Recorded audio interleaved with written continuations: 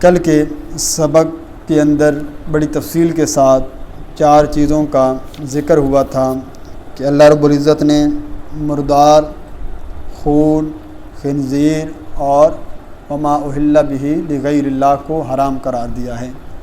اللہ کی حرام کردہ چیزوں کو حرام سمجھو، اس کو حلال نہ کہو۔ میں نے یہ بات ذکر کی تھی کہ ایک ہے حلال، حرام کو حلال کہنا، اور ایک ہے اس کا استعمال کرنا بھی جرم ہے، اللہ کی حد کو توڑنا ہے، لیکن اس سے انسان کافر نہیں ہوگا جب تک عقیدہ اس کے خلاف نہ ہو۔ شراب حرام ہے، خنزیر حرام ہے، مردار حرام ہے۔ اب کوئی بندہ کھا لیتا ہے، کہتا ہے حرام، جیسے کوئی کہتا ہے سود حرام ہے، زنا حرام ہے، چوری حرام ہے، لیکن کرتا ہے، یہ کبیرہ گناہ سے وہ دائرہ اسلام سے خارج نہیں ہوتا۔ لیکن جیسے ہی اس نے یہ بات کہی کہ یہ چیز تو ہے ہی حلال، اس لیے تو شاہ عبدالعزیز رحمہ اللہ نے کیا فتویٰ لگایا تھا کہ وہ کیا ہو جاتا ہے؟ مرتد ہو جاتا ہے۔ مرتد کہتے ہیں اسلام لانے کے بعد دائرہ اسلام سے خارج ہو جانا، کہ گویا کہ یہ اللہ کی حرام کردہ چیز کو کھا نہیں رہا، یہ کہہ رہا ہے کہ یہ حلال ہے۔ نعوذ باللہ، نقل کفر نہ باشد، کہ اللہ کہتے ہیں حرام ہے، بندہ کہتا ہے حلال ہے، تو اب کس کی ماننی چاہیے؟ اللہ کی ماننی چاہیے۔ جس طرح ہم سود کے معاملے میں، زنا کے معاملے میں، شراب کے معاملے میں، مردار کے معاملے میں، ہر دوسرے تمام معاملات میں رب کی مانتے ہوئے ہم کہتے ہیں حرام ہے، اور ایک بندہ یہ کام کر رہا ہے لیکن وہ کہتا ہے حرام ہے۔ اسی طرح ایک بندہ کہتا ہے نمازیں تو فرض ہے، نماز فرض ہے لیکن پڑھتا نہیں، ساری زندگی یوں گزار دی، ایک نماز بھی نہیں پڑھی، لیکن کلمہ پڑھا تھا، اور اس کے بعد اس نے کوئی شرکیہ کام نہیں کیا تھا۔ اب اللہ کا فیصلہ ہے، اللہ تعالیٰ اگر حقوق العباد نہ ہو تو اللہ تعالیٰ کہ یہ قانون ہے شرک بھی نہ ہو چاہے تو معاف کر دے، اس سے کوئی پوچھ نہیں سکتا، چاہے تو پکڑ لے اور صرف کسی ایک گناہ پر بھی جہنم میں پھینک دے۔ تو اب اگر وہ جہنم میں چلا گیا، اب اپنی ان نمازوں کا، اپنے روزوں کا حساب کتاب دینے کے بعد بالآخر ایک نہ ایک دن وہ جنت ضرور جائے گا۔ یہ اسلام کی سب سے بڑی نعمت ہے کہ یہ نعمت اسلام کا سب سے بڑا، اس کو جو بینیفٹ ملنا ہے، جو اس کو تحفہ ملنا ہے، وہ یہی ملنا ہے اگر شرک سے بچا رہا۔ ہم اس بات کے اوپر زور دیتے ہیں کہ وما اہل بہ لغیر اللہ، یہ واحد دنیا کے اندر حرام چیز ہے جس کے اوپر حلال کا لیبل لگا کر لوگوں کو پلایا جا رہا ہے۔ اندر سے زہر ہے، اوپر سے شہد کا جام لگایا، لیبل لگا ہوا ہے میٹھا شہد ہے، بوتل کے اندر زہر ہے۔ اب لوگوں کو کیسے بتلائیں بھائی اس شیشی میں زہر ہے جو آپ کے اندر نظر نہیں آ رہا، اس کے اندر شامل ہے، دیکھنے میں یہ کھیریں، دیکھنے میں یہ گیارویاں، دیکھنے میں یہ کھانا بڑا لذت دیتا ہے، لیکن فرمایا اللہ کی آیات کا انکار نہ کرنا، اس کو حلال مت کہہ دینا۔ اگر حلال کہو گے تو اللہ کی حلال کردہ چیز کو، حرام کردہ چیز کو تم نے حلال کہہ دیا۔ تو دونوں باتوں کا فرق میں سمجھانا چاہتا تھا۔ کل ہم نے ایک مسئلہ ذکر کیا تھا تداوی بالحرام، اس سے ایک جزئی نکلتی تھی وہ جو میرے ذہن سے رہ گئی۔ تداوی بالحرام کا میں نے مسئلہ ذکر کیا تھا کہ حرام دوا سے عند ضرورت جو ہے نا وہ استعمال کی جب جان بچانا فرض ہو جائے، کوئی ایسی دوائی ہو جس کے بغیر ممکن نہ ہو، یا ماہر حکیم ڈاکٹر کہہ دے کہ یقینی طور پر شامل ہو سکتا ہو۔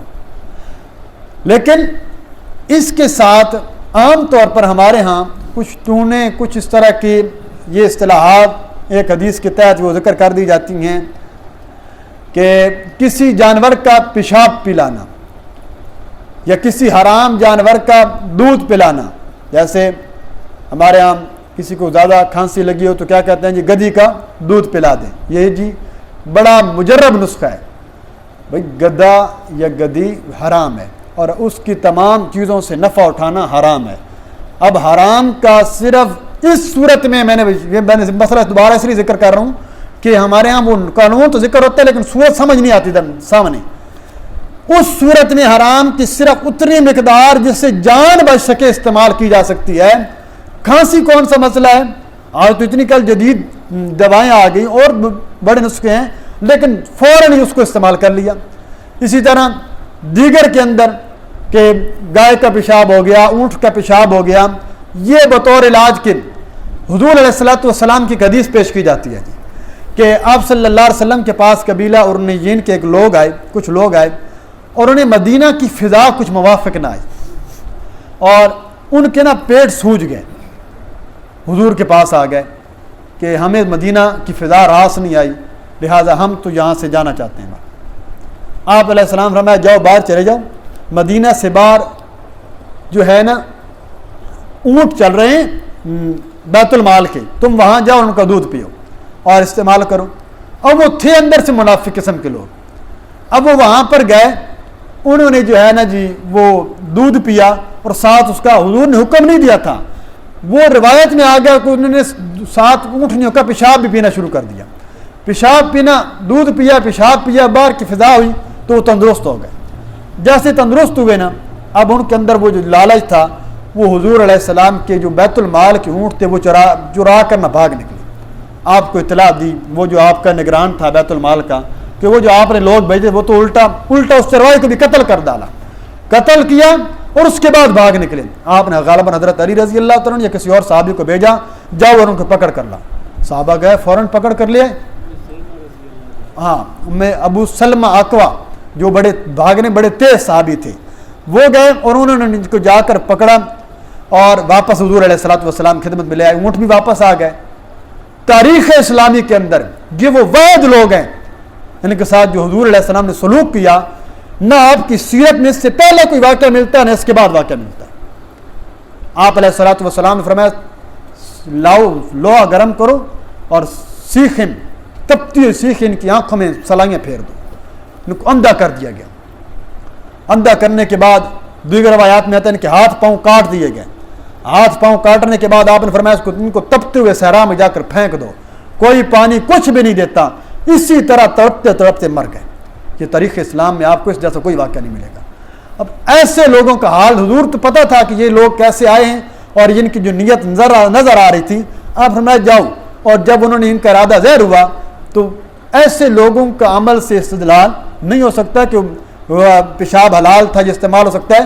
جتنی گنجائش ہے وہ ہم نے ذکر کر دی کہ تداوی بالحرام تب جائز ہے جب جان بچانا فرض ہو جائے، جب جان بچانا ضروری ہو جائے، اس کے علاوہ کوئی حل نہ ہو تو اس وقت یہ استعمال کیا جا سکتا ہے، اس کے علاوہ نہیں۔ تو یہ مسئلہ بھی ذہن میں رکھنا چاہیے۔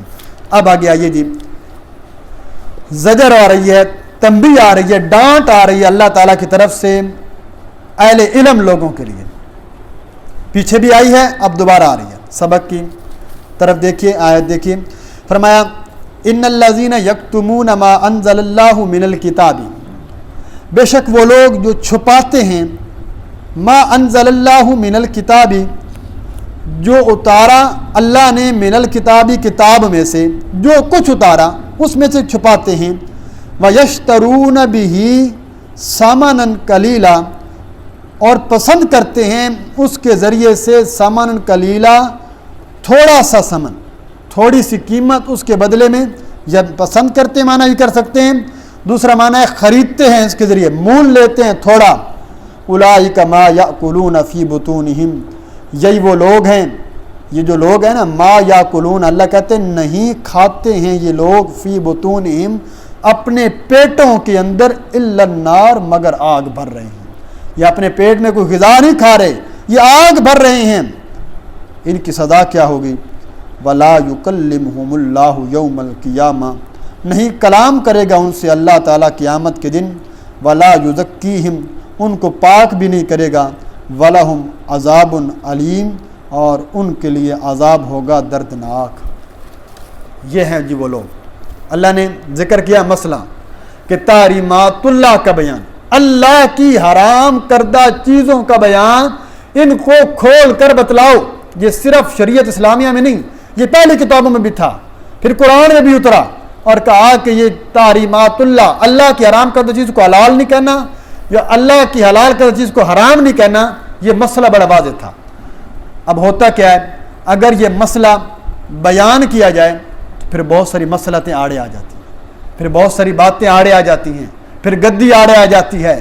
پھر جس طرح ابو جہل بھی مانتا تھا، کعبہ کی سائے میں بیٹھا ہوا تھا نا، بندہ آ گیا، اس نے کہا سچی سچی بتا، کعبہ کے سائے میں بیٹھا ہے، یہ جو محمد صلی اللہ علیہ وسلم آئے روز دین پھیلاتے رہتے ہیں، اس کے بارے میں تیرا ذاتی خیال کیا ہے؟ سیاسی بحث نہیں, سیاست کو چھوڑ دے. اس نے کہا تو نے بڑی ایسی جگہ سے مجھ سے سوال کیا میں جہاں بیٹھ کر جھوٹ نہیں بول سکتا. یہ کون ہے؟ اس امت کا فرعون ہے. حضور نے فرمایا ہر امت کا فرعون ہوتا ہے, میری امت کا فرعون ابو جہل ہے. اس امت کا فرعون ہے, لیکن کعبۃ اللہ کا حیا اس کو بڑا تھا. وہ یہ کہتے تھے کہ اللہ کے گھر کے اندر یہ بات نہیں ہو سکتی. اس نے کہا چونکہ میں اللہ کے گھر کے پاس بیٹھا ہوں تو میں یہاں جھوٹ نہیں بول سکتا, تو اس لیے میں تجھے سچ سچ بتلاتا ہوں, یہ جو کچھ کہتا ہے سچ کہتا ہے. ایسا ممکن نہیں ہے کہ کوئی انسان ایسی کتاب لائے. اور یہ جو معجزے پیش کرتا ہے نا, خاص طور پر وہ چاند والا معجزہ دیکھ چکے تھے, یہ ممکن نہیں کہ کوئی انسان پیش کر سکی. اس نے کہا یہ تو کہہ رہا ہے؟ اس نے کہا یہ میں کہہ رہا ہوں. تو پھر مانتا کیوں نہیں؟ اس نے کہا اگر میں مان لوں تو دیکھ نہیں رہا جو اس کو مانتا ہے وہ اس کے قدموں میں بیٹھ جاتا ہے. اب ابو جہل جیسا سردار بھی محمد یتیم صلی اللہ علیہ وسلم کے قدموں میں بیٹھے گا؟ میری چوزراٹ کہاں جائے گی؟ میری سرداری کہاں جائے گی؟ میرے پیچھے تو سینکڑوں ہزاروں لوگ چلتے ہیں, وہ کیا کہیں گے ابو جہل ان کے قدموں میں بیٹھ گئے, لہذا میں یہ کام نہیں کر سکتا. مانتا تھا. تو اس لیے فرمایا یہ بعض اوقات دینی جو دنیاوی مسئلے ہیں نا, یہ اسلام لانے سے بھی آڑے آ جاتی ہیں, مسئلہ بتلانے سے بھی آڑے آ جاتی ہیں. والد صاحب اکثر کہا کرتے تھے, ہمیں کہا بھی کرتے ہیں, اور میں اکثر جمعے پہ بھی کہا کرتا ہوں کہ کوئی مولوی یہ مسئلہ بیان کرے نا اپنے جمعے کے اوپر کہ 11ویں کھانا خنزیر کے خون سے زیادہ پلید ہے, میں اگلے جمعے اس کے ہاتھوں کو چوم لوں گا, میں کہوں گا کہ تو نے قرآن کا حق ادا کر دیا ہے. لیکن یہ جرت, یہ مسئلہ بتلانا ہر ایک کی بس کی بات نہیں ہوتا. کیوں؟ کیونکہ اس کی وجہ سے پھر بہت سارے تعلقات خراب ہو جاتے ہیں. تو وہ فرماتے ہیں کہ ہمیں استادوں نے یہ بتایا تھا, اور ہمیں بھی وہ وصیت یہی کرتے ہیں کہ مسئلے کے اندر ڈنڈی نہیں مارنی. مسئلہ جو ہے وہ قرآن کا بھی بتلانا ہے, تو قرآن یہ ان کی بات نہیں ہے, یہ قرآن کا فیصلہ ہے. ابھی آپ نے سنا اللہ کہتے ہیں جو لوگ چھپاتے ہیں اس حکم سے جو ہم نے کتاب میں اتارا ہے. اس کی 2 صورتیں. یہاں مسئلہ آیا نا, آتے آتے آیت پڑھ دی, ترجمہ کر دیا چھوٹا موٹا اور آگے نکل گیا, اس کی تفسیر نہ بتلائی. دوسری صورت یہ ہے کہ کسی نے آ کر مسئلہ پوچھ لیا, مولوی صاحب یہ مسئلہ تو بتلایا, واقعتاً یہ ایسا ہے قرآن میں لکھا ہوا ہے, بس جی مولوی کہتے ہیں, لوگ کہتے ہیں یہ اختلافی مسئلہ تم اس کے اندر نہ پڑھو. تو یہ بات نہیں ہے. یہ اگر آپ نے مسئلہ چھپا دیا اور وہ حرام کھاتا رہا تو فرمایا اس کا جرم کے اندر یہ بھی ہوگا. اللہ کہتے ہیں کیا تم دنیا کی تھوڑا سا مال چاہتے ہو, سامانن قلیلہ لیتے ہو تو قرآن کی کتاب اللہ کے بدلے میں. اچھا سامانن قلیل نہیں لیتے تھے, وہ تو بڑا مال لیا کرتے تھے, لاکھوں کروڑوں روپے بھی آ جائیں. علماء نے لکھا قرآن کا مسئلہ اتنا اہم ہے, اس کے چھپانے کی قیمت اگر کوئی مولوی یا کوئی عالم پوری دنیا کی دولت اس کے قدموں میں ڈھیر کر دو نا, اللہ کہتے ہیں یہ بھی سامان قلیل ہے, تو نے کچھ نہیں کمایا, تو نے اپنی آخرت دبو دی ہے. آخرت کے مقابلے میں تو کیا کر سکتا ہے؟ اس 60-70 سال کی زندگی میں کتنا کھائے گا, بالآخر چھوڑ کر جانا ہے. مسئلے میں ڈنڈی نہ مارنا, وگرنہ یہ وہ لوگ ہیں یہ در حقیقت اپنے پیٹوں میں مال نہیں بھر رہے, جہنم کی آگ بھر رہے ہیں. اور جہنم کی آگ جو دنیا میں بھرے گا تو آخرت میں تو لازمی بات ہے جانا پڑے گا. اب اللہ ان کے ساتھ کیا کرے گا؟ اللہ ان کے ساتھ ہوگا. فرمایا اللہ رب العزت ان کے ساتھ کلام بھی نہیں کرے گا, ان کو پاک بھی نہیں کرے گا. یہ لوگ آئیں گے قیامت کے دن, آمنے سامنے کھڑے ہوں گے, ایک دوسرے کو دشمن بن جائیں گے. اللہ کہیں گے اچھا کلام تو کرے گا اللہ, یعنی محبت والا. کہتے ہیں نا جی فلاں بندہ گیا جی, اس نے تو مجھ سے بات ہی نہیں کی. بات تو کیا مطلب, اس کے بڑے سخت لہجے میں بات کی, مجھے دھتکار دیا اپنے دربار سے اور نکال دیا, یعنی میری بات سننا گوارا ہی نہیں کی. اللہ کے دربار میں حساب کتاب تو ہونا ہے, سوال جواب تو ان سے ہونے ہیں, لیکن وہ کلام, وہ بات جس سے انسان کو امید لگے یہ نہیں ہوگا. تفسیروں میں لکھا ہے کہ وہاں حکم ہوگا, فرشتے کہیں گے اکسو, اللہ کہیں گے ان کو لے جاؤ. اکسو کا اب لفظی معنی کریں تو دفع ہو جاؤ, میرے دربار سے نکل جاؤ, ان کو منہ کے بل گھسیٹ کر جہنم میں ڈالو.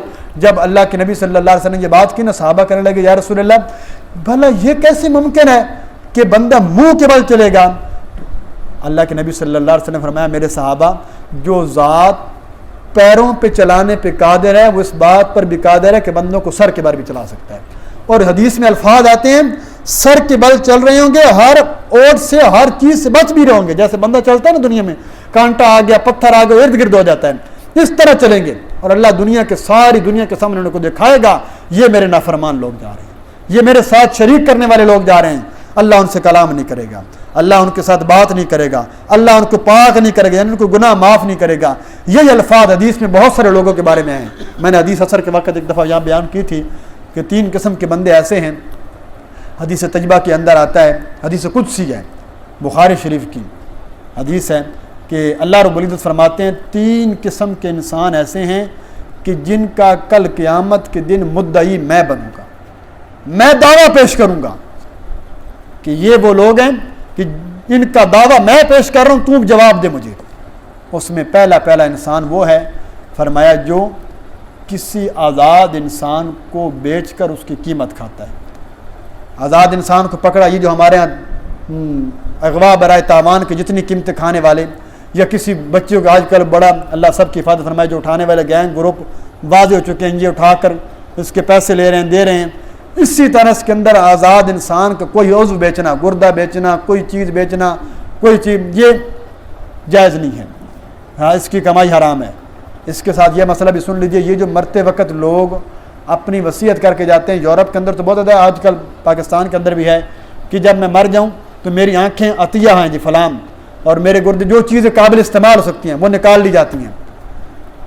آپ اپنی جان کے مالک نہیں ہیں. میں اپنے ہاتھوں کا مالک نہیں، میں اپنی آنکھوں کا مالک نہیں، میں اپنے گردوں کا مالک نہیں ہوں. میں زندگی میں نہیں کر سکتا، میں مرنے وقت وصیت بھی نہیں کر سکتا. اس لیے تو انسان وہ اپنے آپ جو اپنی جو جان مارتا ہے وہ حرام کی موت کیوں ہے جی؟ اس نے ایک ایسی چیز میں اختیار کی جس کا وہ مالک نہیں تھا. کوئی بندہ کوئی وصیت نہیں کر سکتا. اس لیے تو علماء نے کہا جتنا ہو سکے، چاہے جتنا بڑا بھی قتل کا معاملہ ہو، پوسٹ مارٹم سے بچایا جائے میت کو. یہ فقہاء نے مکروہ تحریمی لکھا ہے، اور یہ میت کی بے حرمتی ہے اور بڑی بے ادبی ہے. جب تک کوئی ٹھوس واقعتاً اس کے بغیر صرف ایک ہی چارہ بچ گیا ہے کہ قاتل کا پتہ معلوم کرنے کے لیے، کوئی وجوہات معلوم کرنے کے سوا اس پوسٹ مارٹم کے علاوہ کوئی حل موجود نہ ہو، یا آپ نے واقعتاً وہ کیس لڑنا ہے اور اس بنیاد پر، تو پھر تو اس کی گنجائش ہے. اللہ وگرنہ عام کسی صورتحال میں اس کا پوسٹ مارٹم کرانے سے میت کو بچانا چاہیے. کو ہر ایسے کام سے کہ میت میں جس کو چیر پھاڑ ہو، حدیث میں بڑی سخت ممانعت آئی ہے. تو چل رہی تھی بہام آزاد بندے کا بیعت کرنا. اسی کے اندر ایک بندے کا حدیث میں الفاظ آتے ہیں کہ آپ صلی اللہ علیہ وسلم نے فرمایا وہ بندہ جو اللہ کے نام پر قسمیں کھاتا ہے، اللہ کے نام پر وعدے کرتا ہے، پھر اس کے بعد مکر جاتا ہے.